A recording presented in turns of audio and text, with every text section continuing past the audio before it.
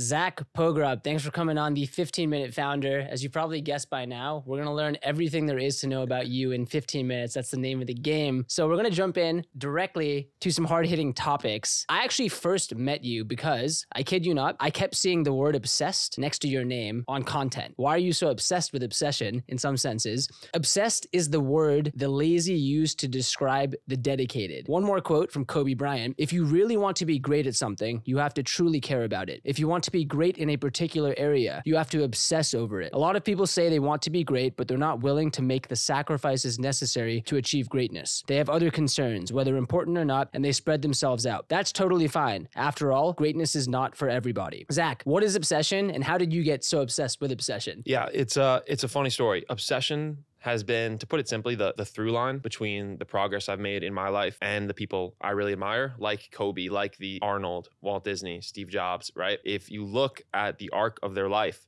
there's like a very similar way they interacted with their craft. And at its core, that's obsession. They were just completely consumed in an entirely different world than everyone else around them. And the reason I'm so obsessed with it is because it's this word that is really divisive in people. Like, I feel like the 2010s was the era of work-life balance. That was all you heard about. But in reality, so much of like the magic and the great companies and the great pieces of art that get made are made when someone is completely obsessed by what they do. And so it's like, for me, I'm 20, I just turned 27. The 17-year-old me really needed someone in their ear telling them to obsess and be obsessed with what they were doing. And so that's kind of what I'm trying to do, is like be that voice for certain people through the content. I plan to talk about it and have it be the center of everything I do forever, for my whole life. Talk to me about how you went from, okay, this is a concept that resonates, to I want to tell a story around this or share this concept with other people. It started just with the social media. Basically, I was graduating school, didn't really know what I wanted to do, was trying to be a doctor, but really wanted to do, entrepreneurial, creative stuff. And so one day, just before, in my last semester,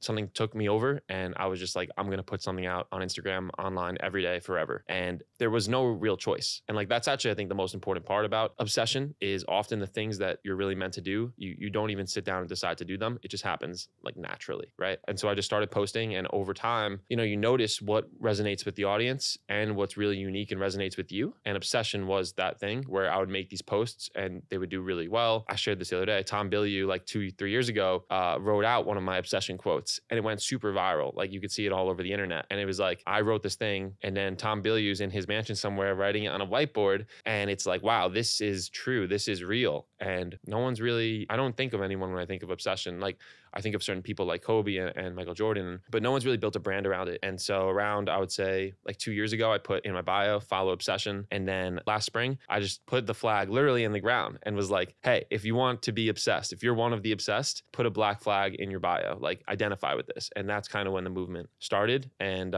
still early days, but yeah, that's kind of the story. How did you choose Instagram? And you are very modest. You have a massive platform on Instagram. I believe it's millions, if not several millions of followers now. Did you know from the get-go, okay, if I just post every day, this is going to work? But where did that everyday concept come from? How did you have such a long-term mindset from the get-go?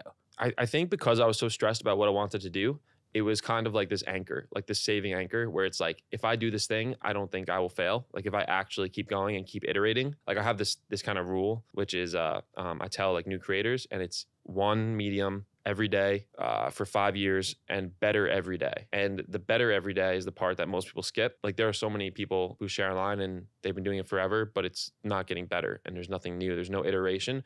But if you scroll through my feed, you can literally, it is demonstration of iteration. Like, the old content is so bad and so different, and you could just read my writing. It's all writing. That's the medium, right? So maybe in 5 years, it's probably might not be Instagram anymore. Maybe it's just focusing on Twitter. Maybe it's something different. But the iteration is the piece that most people miss. I get the sense, and I can tell you seem ambitious, very driven, hard worker. There's obviously no shortcuts. I do believe that at the end of the day, one of four things is the main driving force behind most daily decisions: money, power, pleasure, or fame. This can change over life, but for the Zach of today, and maybe this has changed, what would you say is the main driving force? What keeps you going to work so hard on this and to build this massive audience and share this story? Honestly, selfishly, it was probably fame, like at the early part of this year. Not that I'm famous at all, but I got like a taste of people who I like admired, and some people I even like idolized for years. Suddenly just like are in my DMs, hitting me up to hang out and like love my shit. That's crazy. And so I think like selfishly, that feeling was kind of maybe addicting, where I just wanted to keep growing the follower count, even though I neglected like the money part too much, where that kind of held back my growth towards the end of this year. Yeah, so that's the answer. If we're talking Instagram specifically in 2023, or let's say going into 2024, how do you advise someone just getting started? Let's talk about that 0 to 10,000 journey. What would you advise them to do there in that initial milestone or initial journey of getting their account off the ground? Yeah, I mean, on Instagram, the simple tactical answer is just Instagram Reels, post 3 a day. The advanced tactical version, and this is social media in general, is you want to see what someone is doing that is working, but they're not doing it at scale. And so how do you do that? You go through your Reels page for 30 minutes, right? Scroll, and save what content you like that is clearly doing well, has, tens and hundreds of thousands of likes. Then you're going to their profile and you're seeing how big is the gap between this engagement on this type of content this person's doing versus their following. Let's say this person has 10,000 followers, right? But they're making this style of video that's getting millions of views over and over, but for whatever reason, they're not doing a lot of it. That is like extreme resonance that this person, for whatever reason, is not taking advantage of. And that's your opportunity. That's basically what I did with the videos I started making on Instagram, which completely changed like the meta of the platform. I'm not even saying that from like a bragging standpoint. Like you could just genuinely go through like the posting timeline and look when I started posting those, and then look at the platform now, and it's crazy. And that's how you really win. That's the answer that you can't teach. So what you can't teach is like 3 posts a day, whatever, 3 reels a day. But what you can teach is the obsession, literally, to spend hours on this platform and look for these gaps where there's this format, this style that isn't being used. And so that's like, coming up with that is insanely hard. I'm not even telling people to do that. I'm telling you to, like, if you can do that, that's amazing. But if you can't, you have to notice it and, keep doing that. You mentioned Walt Disney earlier. Something Walt Disney, I think, is famous for is this map he drew out very early on, which was the vision or the manifest for, hey, this is how everything's going to interconnect and intertwine. Do you have that drawn out? What does it look like for you? I get the sense that the content is a wedge or it's a means to something bigger. You seem like you're thinking big too, but let's fast forward 10 years. Is there a world or a map you envision, and what are you working towards ultimately? Yeah, I mean, I've drawn like 100 of those maps and came to the conclusion that like those maps are stupid and like don't draw them because it never works out like that, and that you don't create the map by drawing it. I want to learn the history of that map because I bet you he was doing the groundwork before it. But yeah, like the clearest example of where I want to go is like Jocko Willink. He's like the example I always give people. Like I was in Wegmans today, and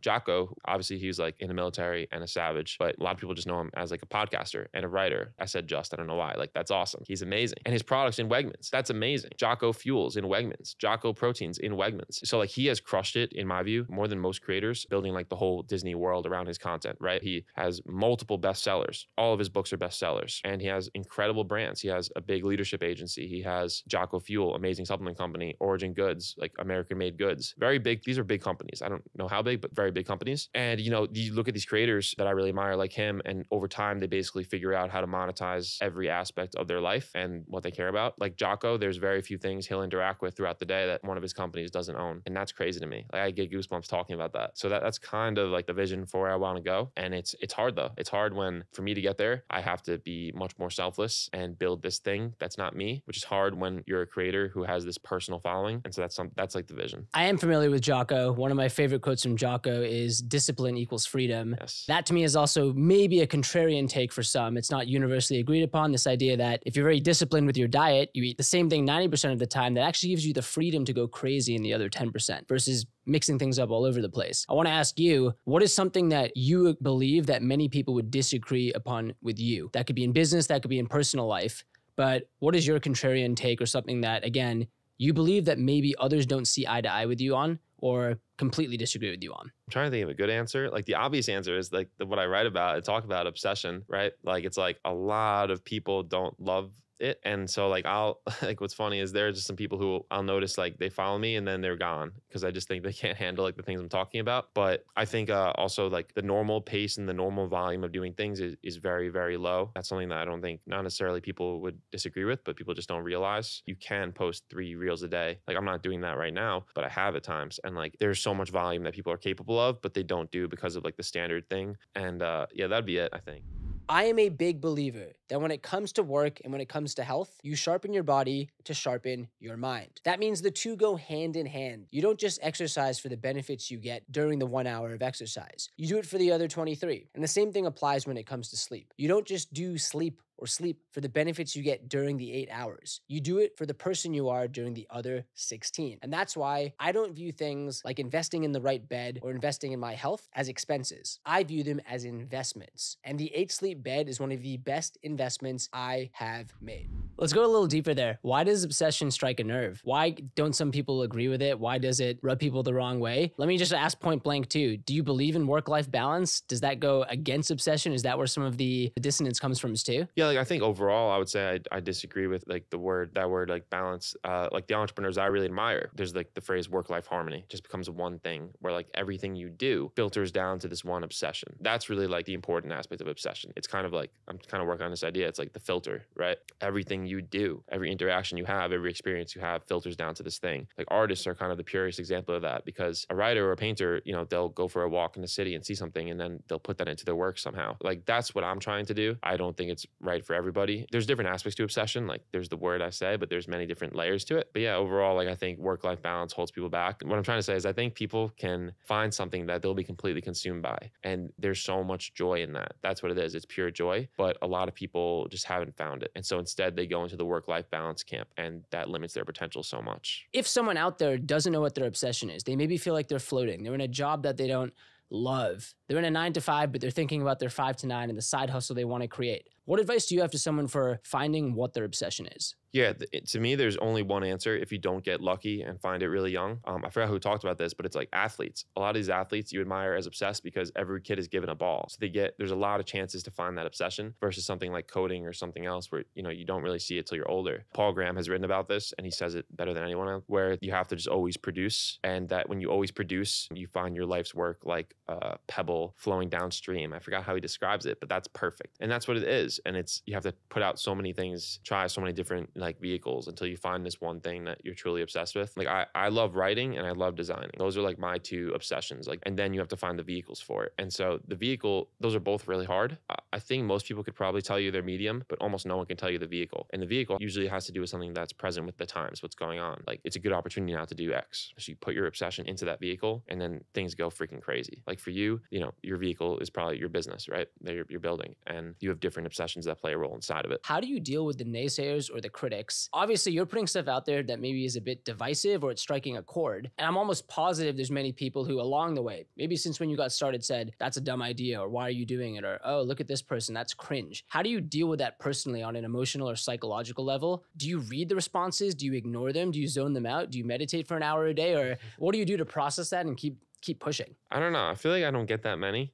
Maybe I do, and I'm just so numb to it. I think that might be the answer. The only thing I'll get sometimes is you genuinely, this is something for any creator who's putting out content, you're genuinely going to say sometimes things that just don't make any sense because you're putting out so much stuff. I think it's really hard not to get out of that trap. And that's like the 0.05% trap. Like 0.05% of what you make is going to it's like, all right, this sentence literally doesn't make sense. Like it's not that it's a typo. It's just like, what are you saying? I guess that's like annoying. And sometimes I'll even like take down the post if it's true. So that actually is important though. Like you have to get comfortable with putting out so much stuff and knowing that, yeah, your brain is going to like mess up sometimes and say something that doesn't make any sense, but who cares? Just, you can move on. You could delete the post. You could do whatever you want. No one's going to remember it. I think that's helped me from the beginning. It's like this like commitment to that no one cares that much, and just like put out whatever you want to put out. People are going to see your stuff. People are going to scroll for a second and see it, and then they're going to move on with their lives, and no one's going to think about it again. That mentality, once it like sets in, I think it's easier to create. What's the biggest piece of relationship advice you would give to someone? That could be to your younger self or to anyone out there, but throughout your life so far, what's that most valuable piece of advice you wish you had known earlier? Like romantic relationship advice or just relationships in general? Either.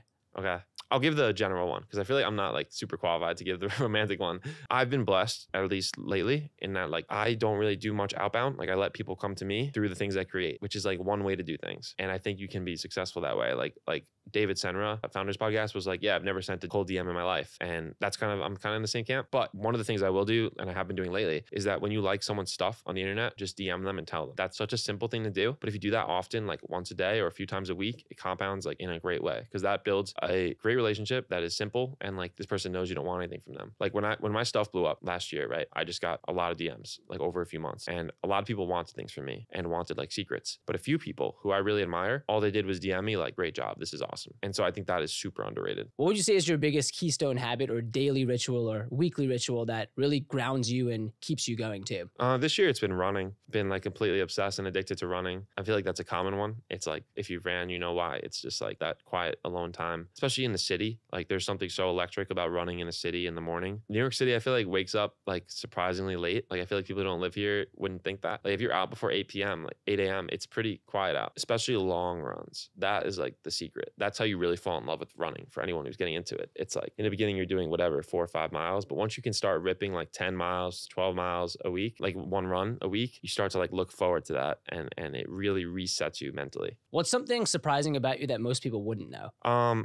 Like earlier this year, massively became obsessed with like old cartoons, kind of like on the Disney topic. And I did a little bit of that through like cartoons I made. Yeah, I don't know. I just think it's like the wildest thing in the world, how profitable these stories are. That to me is like what I'm really obsessed with, I think. Like I think growing up, I always wanted to be an entrepreneur. Like I obsessed over these entrepreneurs. But one of the hardest things you have to do sometimes is realize like what you are and what you aren't. And I think I'll always have that in me. But the art game can be just as profitable as the entrepreneur game. Like it's hard to say James Cameron isn't an entrepreneur, right? That game to me is like so intoxicating. Coming up with this thing that, you know, not only prints money, but is this thing that people get to like really enjoy. That is what I think I obsess the most over, but don't necessarily show that publicly as much. And so now like the challenge is for me, like how do I do that with obsession as the through line and hopefully have products built around it where like these stories can feed into those products. Like I love obsessing over like these directors who just come up with these films. Like how did they come up with the screenplay? How did they get it published? It's really cool to me. I don't want to say I know the answer to this question, but I have a guess. Is let's say you could have a billboard anywhere in the world and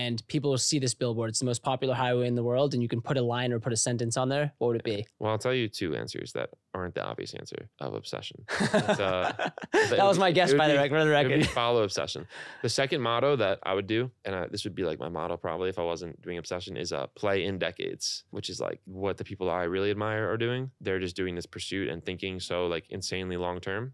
That's what I really admire. I think that's when really cool things get built. You know, you talk about like the iconic brands. These are built over decades. Like it's really exciting to me to think about what obsession, like just that word, like how it fits into literally culture. Like there are movements that start as just words and people doing crazy stuff. How that fits into the world in like 2050, whatever. The other answer would be like simplicity. That's what I'm trying to get to. I think the simple life where you know exactly what you have to do and you're doing just one core thing, like that one output of obsession, and things are really simple. I think what's held me back is like complexity and hesitation and indecision, but simplicity, like I love that word. A couple rapid fire questions to finish off. How do you like to drink your coffee? Do you drink caffeine? Yeah, just black or Starbucks vanilla sweet cream nitro cold brew. Great drink. In an ideal world, what time do you go to sleep? What time do you wake up? 10 p.m., 5 a.m. up. That's like ideal. Usually, not usually up later.